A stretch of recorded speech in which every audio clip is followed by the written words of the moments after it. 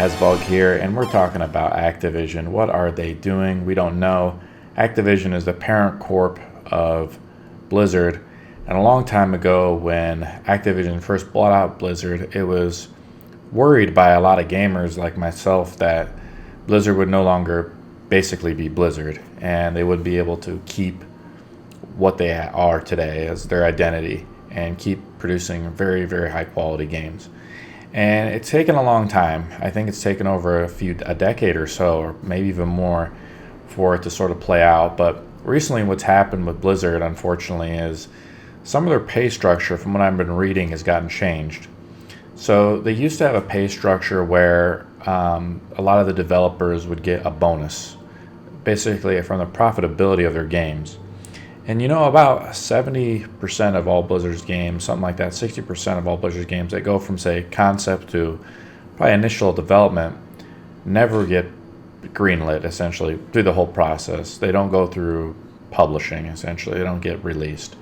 And I talked about a game in one of my previous videos, which was the Ghost game, which was under development for a long time.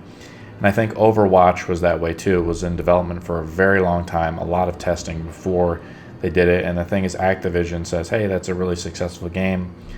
Let's reproduce it. And can you just do that game again, Blizzard? Because shareholders and stuff, right? And that's not really Blizzard's way. They know the difficulty of producing good games, and it's very finicky. It also depends on what the market wants, because survival games could be really hot one year, MMOs could be hot like another year, and just it's sort of fad related is what I'm trying to say. And so Blizzard always has had a extensive testing process, but with Hearthstone, which you guys know I play a bit of, I still follow Hearthstone, but I don't play as much of it as I used to, because the last couple expansions in Hearthstone have been quite weak. Ben Brode had left Hearthstone, which was one of the lead developers in Hearthstone. And I suspect one of the major reasons why he left Hearthstone was because of this pay structure. So let me describe what happened. Basically, Blizzard removed this bonus structure from their developers. And so now they get paid below the market rate. And as a result, a lot of key developers for many of their marquee games that probably were like career employees there have left. And this is corporate America. If you were an orc working in the slave mines, they don't have a union. But with Blizzard, it's very competitive. Oh, wow. And Ben Brode now is working on, this is just recent news, he's working on a Marvel project, which is somehow tied in with the Diablo guys. Maybe not. The Diablo Immortal project, which has kind of been a lot of backlash to it. What I'm trying to say is, and you can kind of see it with WoW, and I saw an article with WoW. WoW is really an old game. I mean, you can tell by the graphics, but the combat in it, the MMO aspect of it is still quite good. In my opinion, it's still probably one of the best MMOs out there, if not the best MMO out there to play. But the problem is not just for that. It's about having content droughts in World of Warcraft, and what does that mean as lack of developers now exist in that. And you guys can kind of see that a little bit maybe in the 8.1 patch, how there's been sort of a lack of content, and some of the people have complained about that. I played through the 8.1 content after I made this video here, which was one of the most intense games I've ever played in Battle for Gilneas here. And what's going to happen is the future of World of Warcraft is sort of in peril, and I think it's a big problem. Legion was actually a really good expansion I came back for personally, because it had been such highly rated, but a few of the other expansions were pretty bad. And what I'm trying to say is also the Blizzard CFO left, and there was another high executive too that had just recently left. The CFO for Blizzard, I guess, now works for Netflix. It's obviously having big turnover. I think he was only there for a year too, so that's a big red flag. And what I'm trying to say is that Blizzard has lost its footing. Now, we don't know if Blizzard, the way we see it, at least I see it, I don't see them regaining their footing. They have to kind of change their ways back to what they used to be, and with Activision sort of holding the reins, it's probably not going to happen. And I'm a little concerned, disheartened by the situation at Blizzard, because Blizzard has made a lot of excellent games. I think Diablo III was sort of received poorly, unfortunately, and so it was not a bad, terrible game. But, you know, Blizzard's used to making high-value games. What I mean is, like, say you buy a game from Blizzard for like $30 to $50, you can almost get an unlimited amount of playtime out of that game. Like StarCraft II franchises, you know, the esports franchises. And what's happened is, now you guys see it on Twitch and everything like that, is the Fortnite survival games, you know. And one interesting game that has just recently come out, I put a video on my channel, is Atlas, which currently has about 40,000, you know, Twitch viewers. So a lot of people watching on Twitch, but they only have about 40,000 consecutive players. But, you know, it's a $30 game compared to the old subscription model. And I've criticized Blizzard's subscription model as being pretty dated, as, you know, the servers have kind of gone dead. And I'm not here to criticize World of Warcraft. Like I said, I think it's one of the top-of-the-line MMO games, but to demand almost a full, in today's gaming market, especially if we enter some kind of economic downturn into a recession, you know, what I'm trying to say is the $15 price tag, here's my observer out nuking guys, it's pretty nice, is that basically Blizzard is going to have to make some adjustments to World of Warcraft.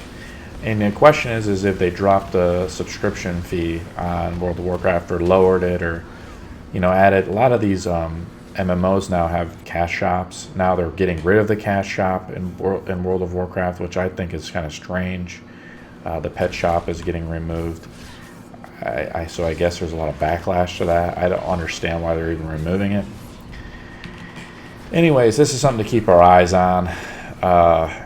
This does not bode well. The full release for 8.1, I guess, comes on the 23rd of January. So we're going to get to play a lot of different dungeons, or the new dungeons coming out, which is going to have some cool new traits and so forth like that. So let's get into some of the aspects of 8.1 and what I think of it, and what the future for me playing World of Warcraft is. And I'm going to tell you, and it's going to be pretty positive, I think. Like I said, I love playing World of Warcraft. I don't play it hardcore because I do play other games. But I like Demonology is in a very good place. I think I've been reading the forums too, and this kind of confirms what I think. Demonology and its rework with some of the new Azeroth traits and just the damage buffs that have occurred, I've covered on this channel, has pushed Demonology to like the number 3 slot in Uldir. And also it's just a good spec. And now I was trying this spec out, and I'm out of practice with this, but I do want to make some upcoming videos of the Zoo spec. This spec is involving Nether Portal. You can see here I'm still almost top damage. I played a couple other BG games, which are not showcased in this video, where I did notice people breaking over 5 million damage, like Death Knights. I'm interested to get back into some arena play, and I'll tell you about maybe some other games I'm going to be playing at the end of this video. But Demonology is really cool. I think we're going to be able to do the Zoo spec finally. So here's the thing: is the demonic trait where you can summon your demon lord, and he gives you all the 5 soul shards. That's finally, I think, the breakaway point where we were lacking, where you can go basically, you had to have like a balance of shard generation with Demonology. And I think what's going to happen is you're going to be able to now use this Azeroth trait to push yourself to get all the shards that you need. And it's also going to make Nether Portal really good. And the way Demonic Tyrant works now is that it affects any summoned pets after Demonic Tyrant. So again, that makes Nether Portal a lot stronger. And the whole point is, like, you know, I want to use new talents, new abilities, etc. that are viable. I did try out the Pleasure Through Pain spec. I was not I did not think it was that good, to be honest. I feel like it's nerfed or something. And you can see it a couple times in this video that my Fell Lord, the big one, is still pretty terrible. And it's actually, they got killed it a few times. I still think Observer is really good, and I saw Epic Burn, which is another Warlock, Demonology Warlock you should follow, multi-glad Warlock, streams on Twitch. I featured him in some of my videos, kind of making fun of him with my Shaman, because I thought Shamans were really good. I'm not sure I'm going to be able to play my Shaman as much, but here we go. I'm going to give you a little commentary of what's happening in this game here a little bit. And before I do that, I want to talk about some of the games I'm going to be playing. So I've been playing a lot of Stellaris. I've actually been playing a bit of For Honor, and so I'm following that game quite a bit. Artifact unfortunately kind of fell off a little bit, but they have done some recent patches with it, and they have changed it so there's a ranking system with it now, but they've obviously balanced out some cards like the Drow Ranger and some of the other cards. So you guys know I try to play a large diversity of games. I'm still looking forward for new MMOs. I might play a little bit of Atlas, but Atlas is just really buggy. It's really hard to start up with that game, and you need like a huge company, I feel like, to really accomplish anything meaningful in Atlas to actually hold and claim land on the official servers at least. So let's talk about a little bit of gameplay now as we go into this video. You can see I'm playing with Bilescourge Bombers. They buffed it. It's up for debate whether it's really good or not. You know, Demonic Strength is still like the go-to perk, but I'm trying it out since they did buff it. And I think that Bilescourge Bombers is really good. It synergizes well with Nether Portal because for every shard that you use, demons come out of your portal. So I do want to go full-blown Nether Portal spec. So I want to play with the Vile Fiend over Demonic Strike. Now the Fell Strike or whatever it is, or Demonic Strike, is really, really powerful. It's an instant attack. They buffed it, so it's really good, and it generates a soul shard. So I still feel like that's probably the best one in that line, but I would like to see how much damage the pure Zeus spec can play, because that's kind of the character I want to play, the class fantasy I want to play. I do think Demonic Siphon Power, whatever, you can see I'm top scoring here with 3.4 million damage, playing with. This is the most damage I've ever done with this spec, and this is like, I'm not playing quote-unquote optimally. I'm pushing him off the node. The score is dead even. They've just recapped the node. This is an intensely close game. I'm fighting them off the flag. I just respawned here. I want to go reclaim that. We actually recapped as I spawned in here. We might win now since it's tied. We're slightly ahead by 2-3 points. This game is insanely close. We gotta head to over there so they don't recap it, otherwise we'll lose. We're only gonna win by 2 points. Wow, what a game. You can't tell me that I didn't help win this game. We did a great job. At Boomkin too. I'm not even playing as good as I want. Yeah, I'll put my demon down. They won't be able to cap it anymore.